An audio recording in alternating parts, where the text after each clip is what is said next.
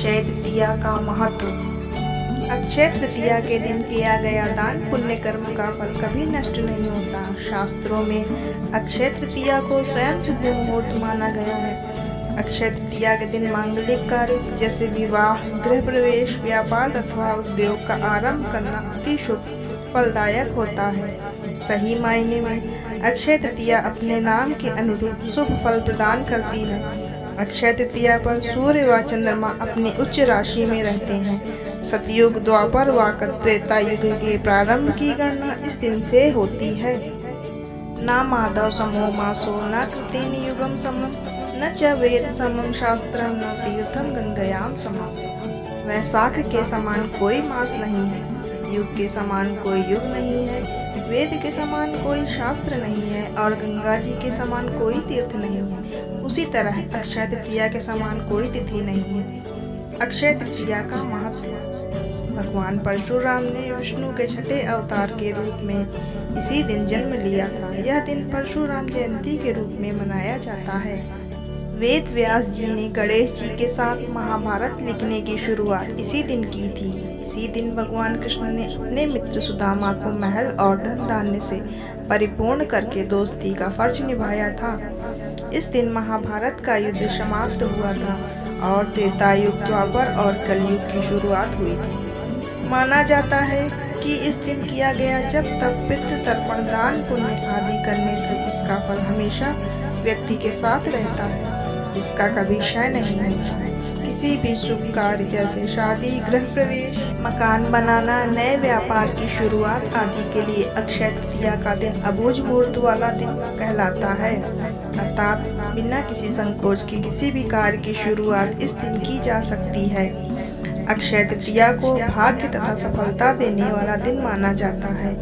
बहुत से लोग इस दिन सोना खरीदना शुभ मानते हैं। इस दिन गंगा नदी स्वर्ग से उतरकर धरती पर आई थी। इस दिन गंगा स्नान का विशेष महत्व माना जाता है। प्रसिद्ध 3.5 मुहूर्त में अक्षय तृतीया का दिन भी शामिल है। इसके अलावा चैत्र शुक्ल पक्ष प्रतिपदा, विजयादशमी, कार्तिक शुक्ल पक्ष प्रतिपदा वाले दिन भी 3.5 मुहूर्त में गिने जाते हैं। ज्योतिष के अनुसार अक्षय तृतीया के दिन सूर्य और चंद्रमा अपनी संपूर्ण उच्च क्षमता के साथ बराबर चमक बिखेरते हैं। उड़ीसा के प्रसिद्ध जगन्नाथ मंदिर की रथ यात्रा के लिए रथ बनाने की शुरुआत भी इसी दिन की जाती है। वृंदावन में केवल अक्षय तृतीया के दिन ही बांके बिहारी जी के चरण कमल के दर्शन होते हैं। 4 धाम की यात्रा के भगवान बद्रीनाथ के दर्शन अक्षय तृतीया के दिन से खोले जाते हैं। आइए सुनते हैं अक्षय तृतीया की कथा। प्राचीन काल में एक धर्मदास नामक वैश्य था। धर्मदास अपने परिवार के साथ एक छोटे से गांव में रहता था। वह बहुत ही गरीब था। वह हमेशा अपने परिवार के भरण पोषण के लिए चिंतित रहता था। उसके परिवार में कई सदस्य थे। धर्मदास बहुत धार्मिक प्रवृत्ति का व्यक्ति था। उसका सदाचार तथा देव एवं ब्राह्मणों के प्रति उसकी श्रद्धा अत्यधिक प्रसिद्ध थी। अक्षय तृतीया व्रत के महात्मा को सुनने के पश्चात उसने अक्षय तृतीया पर्व के आने पर सुबह जल्दी उठकर गंगा में स्नान करके विधि पूर्वक देवी देवताओं की पूजा की।